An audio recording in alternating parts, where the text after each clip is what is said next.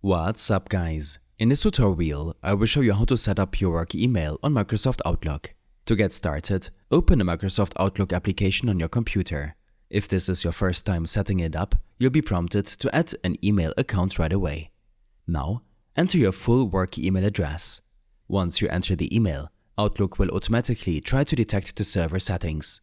Depending on your organization's setup, you'll either be asked to enter your passwords directly, or you might be redirected to your web browser. If you are redirected, it means Outlook is using modern authentication. Select your work email from the list of available accounts in the browser, or enter it again if it's not listed. Then, grant any necessary permissions Outlook requests. These permissions allow the app to sync your email, calendar, and contacts. Once you've granted access, the browser will redirect you back to Outlook. Within a few moments, your inbox will start populating with your emails, and you're good to go.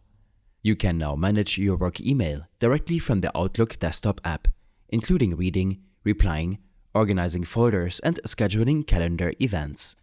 I hope this helped you out. Leave a comment if you have any questions, and see you in the next one.